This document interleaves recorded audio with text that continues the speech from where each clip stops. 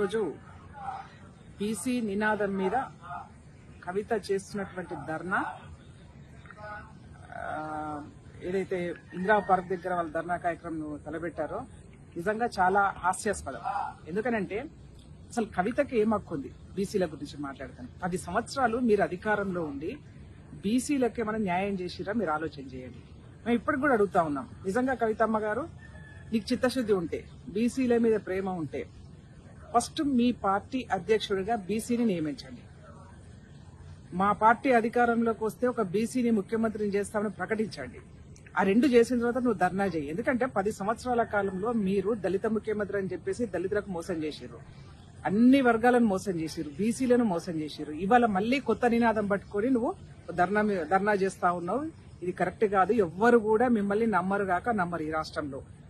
నీకు లిక్కరు కేసులో నువ్వు అరెస్ట్ అయినప్పుడే ఈ తెలంగాణ రాష్ట్ర ప్రజల యొక్క మనోభావాల్ని దెబ్బతీసే విధంగా నువ్వు చేసినటువంటి కార్యక్రమం ఏదైతే ఉందో అది ప్రజలందరూ కూడా తలదించుకునే విధంగా ఉంది. ఇవాళ మళ్లీ అప్పుడు 33% మహిళలకు రిజర్వేషన్ అని చెప్పేసి ఒక నాటకం ఆడినావు. ఇవాళ మళ్లీ కొత్తగా బీసీలు అని చెప్పేసి నాటకం ఆడుతున్నావు. అంటే తెలంగాణ రాష్ట్రంలో బీసీల గురించి మీ పార్టీలో బీసీల గురించి మాట్లాడుకోవడానికి ఒక బీసీ నాయకుడు లేడా? ఎందుకు అంటే వాళ్ళ హక్కులు కూడా మీరే హరిస్తారా? బీసీల గురించి మాట్లాడేతనికి కూడా నోరు మూయించేసి ఇవాళ మీరే ఆ నినాదాన్ని పట్టుకొని చేస్తా ఉన్నారు. కాంగ్రెస్ పార్టీకి పూర్తిగా చిత్తశుద్ధి ఉంది. కాంగ్రెస్ పార్టీ ఒక రాష్ట్రానికి బీసీని అధ్యక్షునిగా చేసింది మహేష్ కుమార్ గౌడ్ను. ఇవాళ మా పార్టీలో బీసీలకు ఒక పెద్దపీట వేస్తా ఉన్నాం. అంతేగాని మీలాగా కాదు. అనవసరమైనటువంటి నాటకాలు బంద్ చేసి మీరు ప్రజలకు చేసినటువంటి 10 సంవత్సరాల కాలంలో మేము బీసీలకు ఏమి చేయలేకపోయినామని చెప్పేసి క్షమాపణ కోరమని చెప్పేసి కోరుతా ఉన్నా. నువ్వు ఇలా చేస్తున్నావు ధర్నా, ఆ ధర్నా చౌక్ను కూడా బంద్ చేసినటువంటి ఘన చరిత్ర మీదే. ఆ ధర్నా చౌక్ను ప్రజాస్వామిక హక్కుల్ని పూర్తిగా కాలరాసినటువంటి పార్టీ మీది. ఇవాళ నువ్వు కూర్చుంటున్నావే ధర్నా చౌక్, ఎవరు ఓపెన్ చేశారు? అది కాంగ్రెస్ పార్టీ.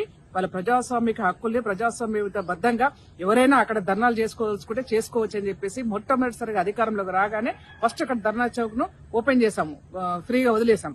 వాళ్ళ దాన్ని కూడా బంద్ చేసినటువంటి ఘన చరిత్ర మీది కదా.